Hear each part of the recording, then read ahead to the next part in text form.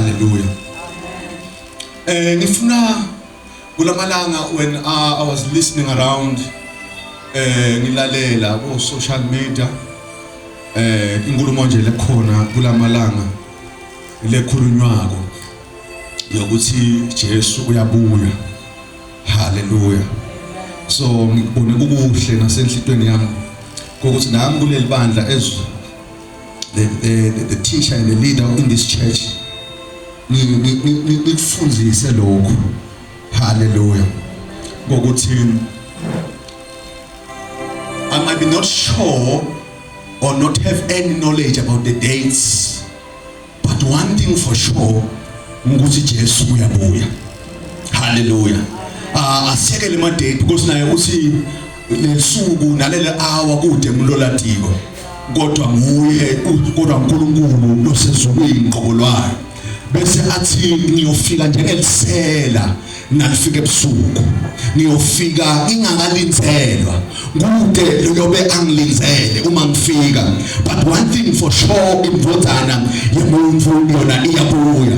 Hallelujah. Athina futhi incwadi nesambulo bheka iza ngamafu wonke mehlo ayombona. Hallelujah. Singaba singaphikisani bazalwane nalabantu madate nalabangawadi kodwa asifumele ngento leyodwa ukuthi liwulu lomndeni kaJuda liyabuya. Kungenteka libuye namhla, kungenteka libuye next month, lingenteka libuye December, but lona liyabuya bazalwane. Hallelujah. Ingonyama yemndeni kaJuda yenta njani yona bazalwane? Iyabuya.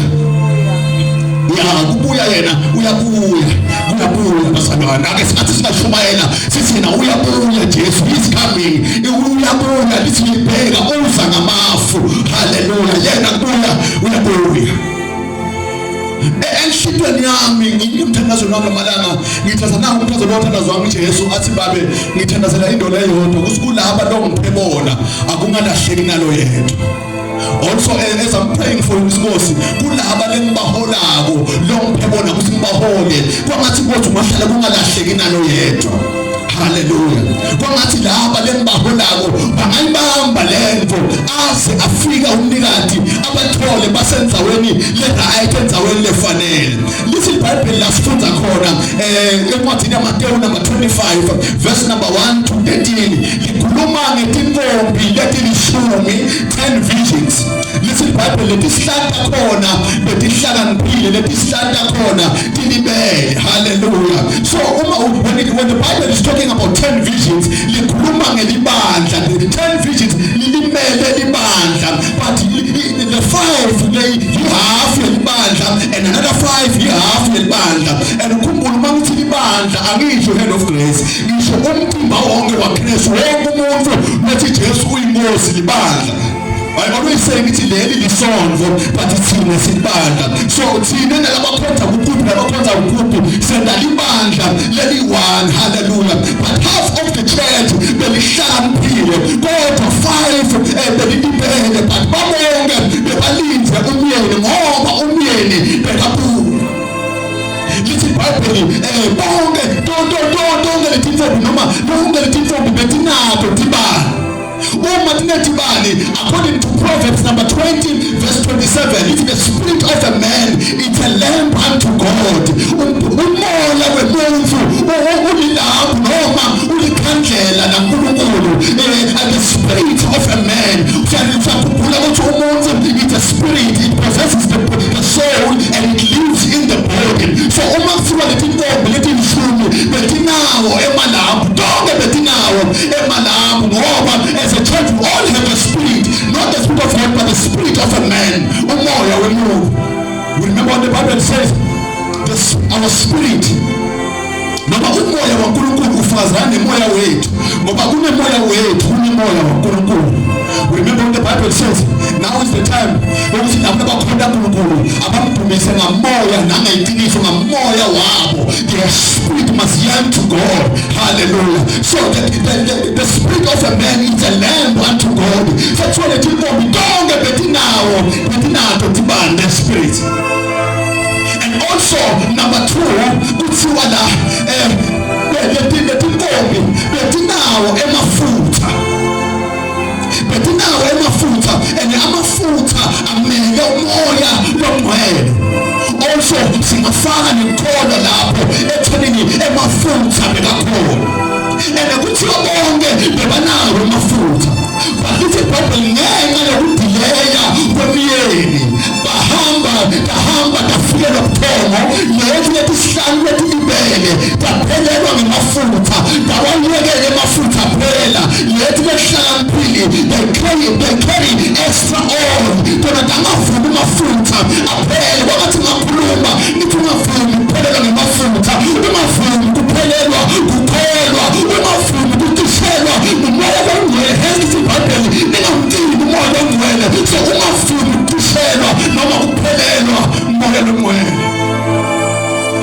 ngenxa yokudileya kwemiyeni ngenxa yokuphutha kwemiyeni lakala the half of the church lakala manje latithola selingena seliphatheka tukwetintfo telive lakala manje lakala nalo la entertaina inyama lakala nalo la entertaina live lakala la mingilisha nelive lakala nalo lentative letentiwa live lafuna letentiwa ngaphandle endlini latifaka imphakathi enkonzweni kwenta njani umyeni uyaphutha by the time bamngilisha with the word aphele amafutha ngoba amafutha ayadleka when the child of God mingles with the word. That is why iBhayibheli if there is no connection akunabudlelwane phakathi komuntu longakholwa nomuntu okholwayo. So the church begins to copy things from the world like the father endlini yaNkulunkulu. They begin to say no akusinkinga akusisona nomusa like joina live. That is why iBhayibheli ithi ningalengisi live but half of the church lahamba lahla noma kuyanga umoya ongcwele lakala lahla kugayithwa umoya ongcwele mingle with the world and when they mingle with the world emafutha phela sikole basa umoya ongcwele kwathini and the other one the half of the church the wise one bebahlakaniphile but they make sure ukuthi bakhuthalele emthandazweni nasekuhlephuleni simba. They studied the word, they worship God in season and out of season. They were ready for the bride, for the groom to come. Bakubeka banoma simo singavumi nanoma kwangasume level yelivangeli ayisacrifice but they continued in prayer. They continued serving God until afika umyeni. And also number 3, the light that went out. This is iBhayibheli ngenxa kuphela kwamafutha sibane sacisha. Hallelujah. And sibane la to represent the fruit of the spirit. Dithelo tamoya.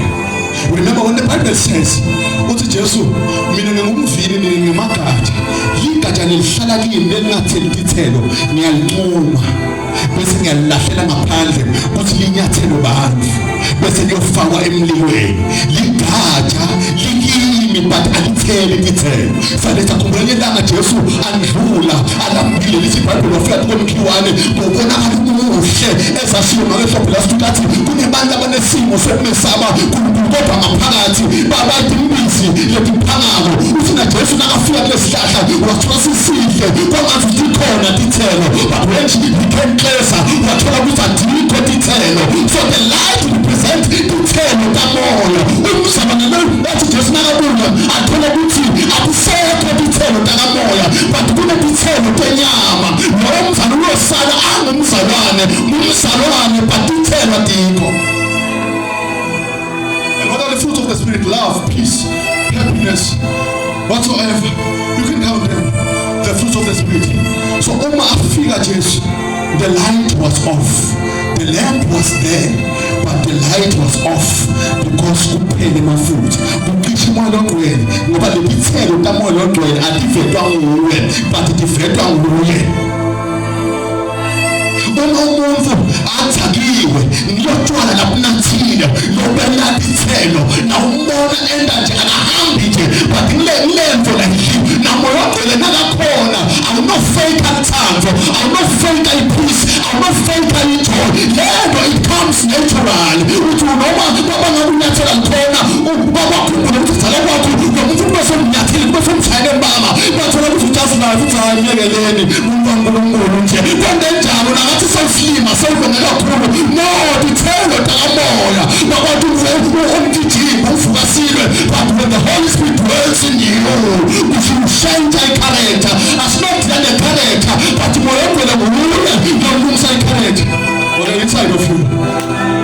But when Jesus came umafika wathola ukuthi half of the church alinado dithelo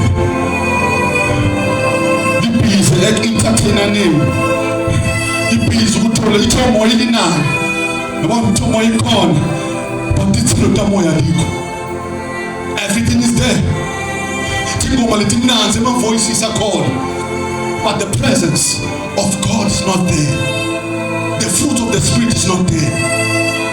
That is why ngingabuta lo moya athi kimi ngoba kama nikhonzenga ngathi angathi bathi usho dansa wakhe bongekho ngathi bengikhona kanti bekukhonzwa mina ngoba kufuna kube kumlolo besimkhonza athi ngikhonze kahle bantu bami so mina lebe ngikhonza ngathi njani ukuthi ngikhonze kahle ngoba kufuna kusho yena ukuthi ngikhonze kahle. That is why we say kuba ngoya athi well done so angiboni ukuthi mina well done to myself ngikhonze kahle namuhla ngwatela. So number 4 this is Bible emva kokuthi sekalithwele the half of the church of the wise virgins lithi wangena nabo wedding supper. I-wedding supper sisho ku-rapture. This Bible not everyone says to me Lord Lord will see the kingdom of God but only those who do the will of my Father.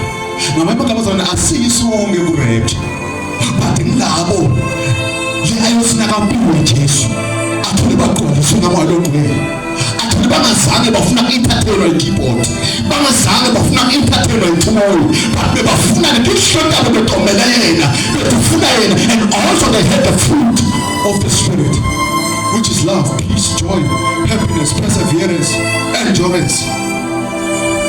Those one will be with the Lord for 7 years waiting supper which is the rapture.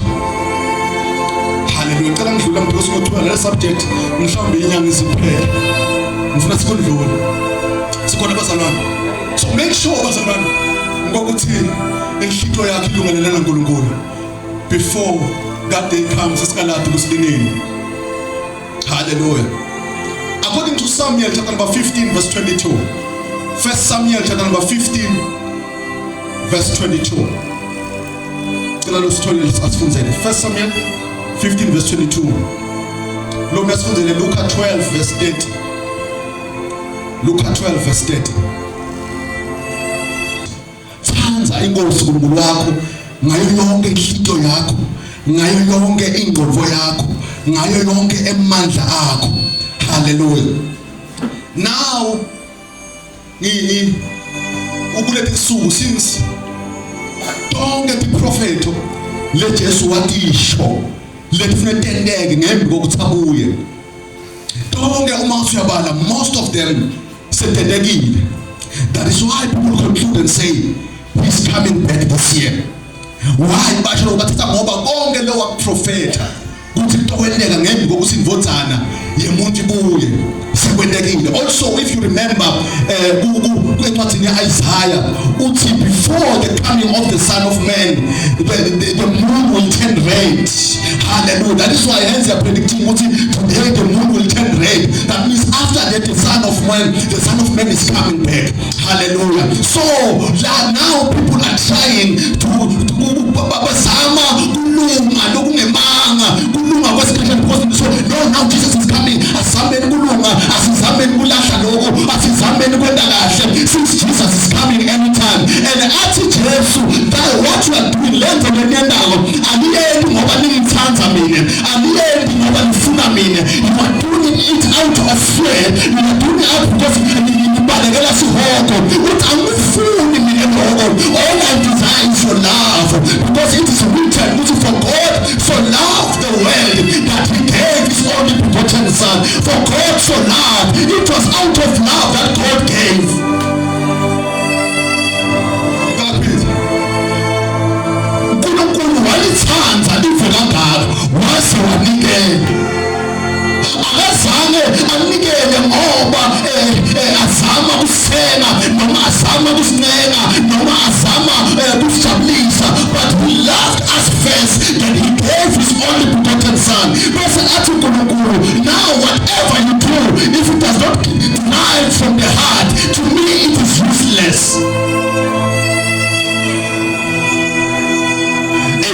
preaching that I'm preaching, as I'm preaching right now, njengoba ngishumayela manje, uma lokushumayela kwami ningashumayeli because I love God and I want to win souls for God. Uma lokushumayela kwami kungathambi ethandweni, it is useless, akunamvuzo nje ezulwini. Na noma ngadumisa ngihlabele ngaphansi kwetandla, but uma that worship does not derive from my heart, it's just coming from my mouth, kuNkulunkulu it is in vain. Even giving the tithes bazalwane ungakhipha kahle kweshumi, but uma kungaphumi enhlitweni ukuthi I'm giving because I love God, ngifuna bona ngifuna ukuphumelela, I'm giving out of love. If it does not come from love, it is useless. For obedience is better than sacrifice. If maybe uma wemhlanga uthanga le carpet ubone transforme ufuna esitweni yakho uyandela ukuthi ngifuna uNkulunkulu angibone angijabulele because ngithenge carpet, it is useless. Noma newadla imali yakho ukuthi whatever you do, it must come from love, it must come from the heart. For obedience is better than sacrifice. Athi noma unganikela ngemtimba wakho ukuthi ushiswe, but if you have no love for me, akuyinto la engutho lokwelapha. Imagine something ukuthi ngifuna kushiswa ngishelele abantu labo, but if it does not come from heart, ngedwendela ukuthi ngifuna ngifuna ukumjabulisa ukuthi nako ngize ngasha, kuthiwa ku-useless ukuthi ushiswe umtimba wakho noma unganikela abampofu if it does not come from the heart. Because there are people who know how to bypass the system. Because I know it is written, because then let me give to the poor because I'm fully swear. That is not love, Pastor Lord. That is not, we are trying to bribe the system. When I was manipulate the system, it is not out of love. So whatever you do as a child of God, because of love. What's wrong with the limit? For example, let's now. We loved God so much. I love God and so because we are not doing out of love, but surrender over, we are compelled to do so. Because what we are doing is not out of love, but it's out of pressure. It's out of pressure. And it is useless. Even coming to the church, because you love God, if not overlive like I love God, if it does not come from the heart, we never need. Do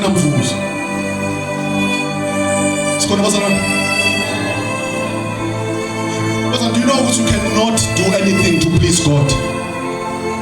There's nothing at all, absolutely nothing that you can do to please God.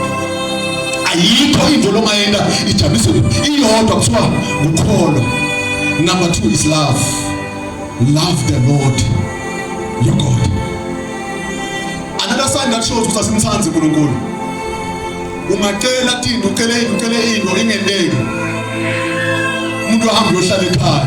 Uhlale mina ngibona usendo ukusonda kuyafana mina ngithola umcela angiphendule. That is not love. That means wena uNkulunkulu umkhonza kuwe uNkulunkulu nakaphile.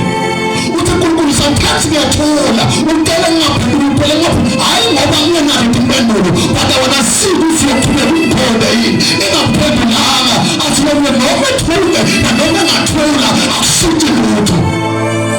There's one thing that matters to me. Umthanzile siphambanweni. So what shows ukuthi nasinalo uthando for God ukuthi simthanda njengashukwadeli. If he provides, I love him. If he heals me, I love him. I love him. But wait until you pray, we'll hear you changing the confession. That means your love was conditioned. It was not love at all. Imagine when you are in love with someone. When you're in love with someone, then on the Valentine's Day, sipho ne ise Valentine ngimpa sipho mhlawumbe uphe sesu wakho Valentine bese next year bese uthona shem Valentine's bani wangendela lo mnyaka uphela Valentine lo mina kahle Nkosi yami nje uma ngemendeni angeke kube kahle. That is not out of love. Because you are compelled, because naye last year ukwendele, so now you feel compelled ukuthi umendele ngoba nabo ngendele. So love uyangendele akangendele, I still love God. Uyaphilisa ngoba akaphilisi, I still love God. It's such a heart I'm looking for. Ngifuna phisholo njalo. Bathi uNkulunkulu uma utakini ne? Uma utakini wena imvu utongendela imvu mhlawumbe uyanikela ebandleni, mhlawumbe usitha labambofu, mhlawumbe wendane, mhlawumbe uyanikela ebandleni, mhlawumbe wendane. According to Jeremiah 17 verse 10 lithi I the Lord searches the heart and examine the mind. Ngihlola enhlitiyo ngivivinya imizindla. Ngifuna nje ukusho kube sebaleni kuze ukuthi ungakumoshela isikhathi ukuthi, for example, let me make an example. When you give tithes endlini yaNkulunkulu, uNkulunkulu akabuki le mali, ayimali ayimthusi. He's the owner of silver and gold. Uthi mina I go and search the heart. What is your heart posture? Inhlito yakho na unikela uthini? Uyakhumbula ngike ngafundisa ngemnikelo waKhayini naAbela, ngasiAbela nakafika kumuntu wathi Mose, into okunika lo ngibhekona. I didn't deserve it, but Lord you bless me. UNkulunkulu wamngela lo ngikunikela. But Khayini naye futhi ukuthi into okunika umjuluko wami. Ungibonile ngisebenza kamanje, ungibonile ngifukuza, ungibonile ngivuka ekseni, ngoba into okunika amandla ami, wathi angiwadle amandla omuntu, wangawamngeli. So when they gave, ngathi kuyafana, but the heart posture, whatever you do, God searches the heart. You know ukuthi ngiyendeka ukuthi ngiyashumayela mayengonyamala izile mfundisi yashumayela mfundisi elikhathalele libandla imfundisi akalovu kanti mina ngishumayela ntisho ukudeni yakwathi wathi ngishumayela ngathi mfundisi libandla elikhathalela kanti into yami kuze uma ngingayi ngiyodlana. Then the heart posture is wrong. But the right heart is saying, Father, I'm preaching to these people because I love you and I want to win them for you. It's either banikela kumba banikela kumbe mentally mina, it's not about them, it's not about their offering, it's about you. Asigodla kanjalo niyabanika umvuzo. Ngifuna sibuze nali verse 2 Chronicles chapter 25 verse number 2. Izikronike zesibili chapter 25 verse number 2. Ngicela sifunze masinyane. 2 Chronicles chapter number 25 verse number 2.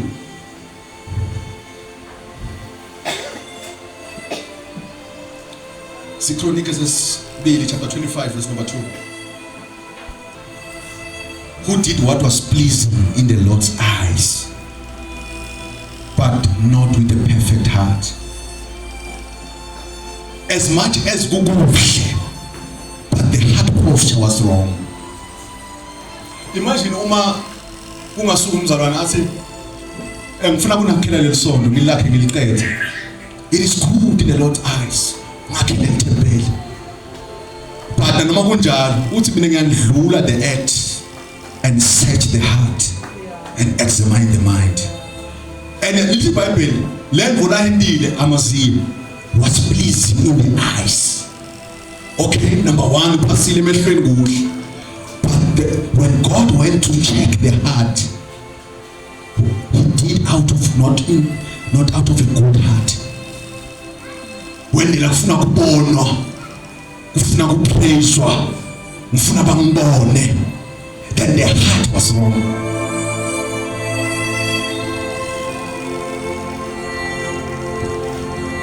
I don't know what he went on because I didn't read the whole chapter, but all I read was he did what was pleasing, what was good in the eyes. But when God went to the heart was wrong. So when God was looking at Tufa, he indubious, but Tufa, he was that is why us those who worship me must worship me in spirit. The spirit of a man is the heart of a man. When you worship, uthi uNkulunkulu le worship iqhamuka engqondweni enhloko kumbe kuphi athola ukuthi ngiyahlabela kona but engqondweni I want them to see ukuthi I sing better than so and so. I want them to see ukuthi nakudumisa mina kwente kaTinto bantu bangena emoyeni, then the heart is wrong even though the worship is pleasing. Ungacabanga ufike elesona ukuclean wena kwathi wakwende wena everything but God that's why Bible isibuko ngoba longagada God's inhliziyo. God's inhliziyo. Do you know ukuthi kule bantu labakholwako leba esonweni emini nebusuku but bayosala ngelisuku lokubuya kwenkosi because yonke into they're not doing out of the good heart. Labanye ngoba bayothandaza bebathi siyolanza imandla. Even if kulanzwe imandla but your heart must not say ngilanza imandla. Ngivela ukuthi ngiyofuna uNkulunkulu. Ngiyofuna uNkulunkulu. Moses umakhuphuza beyathi ngiyofuna inkazi ngiyofuna uNkulunkulu. Ngiyofuna uNkulunkulu. Sithi nalibandla lekufuna uNkulunkulu lesikhathi sokugcina. Libandla lethi noma ngasanginikanga imoto ngiphelele manginayo. Asifana konke lobe kuyinzuzo ngakushaya indiva ngathi akunamsebenzi. The big house ayinamsebenzi. Range Rover ayinamsebenzi. Ngisho family yami ayinamsebenzi. Ngisho everything lokuyinzuzo ayinamsebenzi. Labanye bayekele imisebenzi bama directors athi akunamsebenzi for the love of Christ. Kuze ngimati nemali yokuvuka kwakhe also kuze ngimbona kunjwa nakini.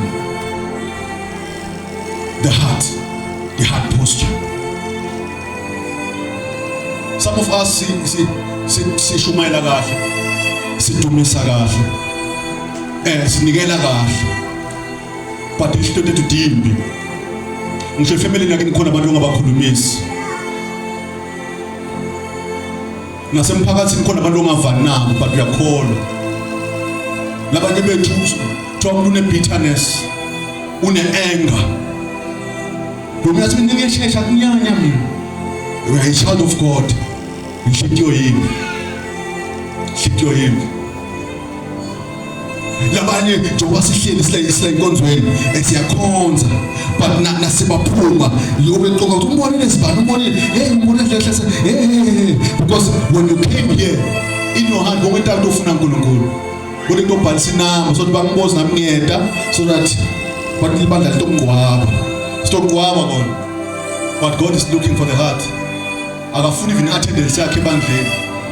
Do you know ukuthi ungahlala ungede esontweni but usuhlele ekhaya your heart ibe kuNkulunkulu. You'll go to heaven usala umuntu uyangalove enkonzweni. So namhlanje bazama ngicela kuvala kana God is looking for our hearts.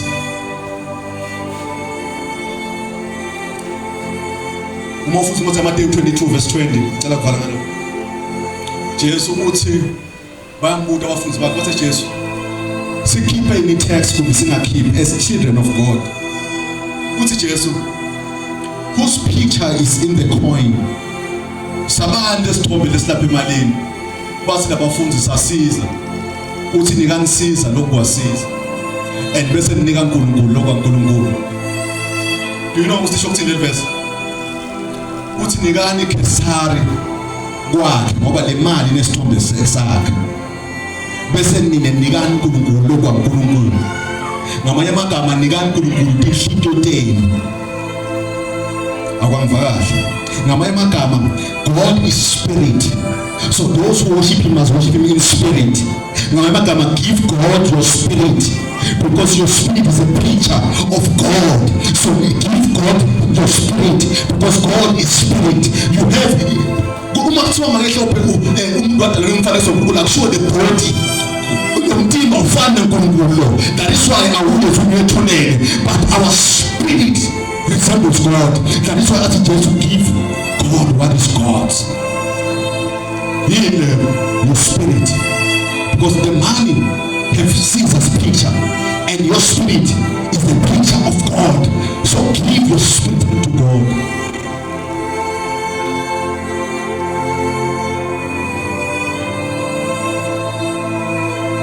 Obedience is better than sacrifice. Giving God your heart is better than your tithe.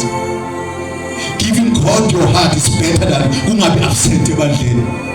Giving God your heart is better than kufumayela. Giving God your heart is better than kuhlabelela. All God is looking for is for your heart. As libandla likudumise ngelinzebe lomlomo, but when I go to your hearts, they are no more to be found. Tukunze nami. Ngicela sibe ngethi nami.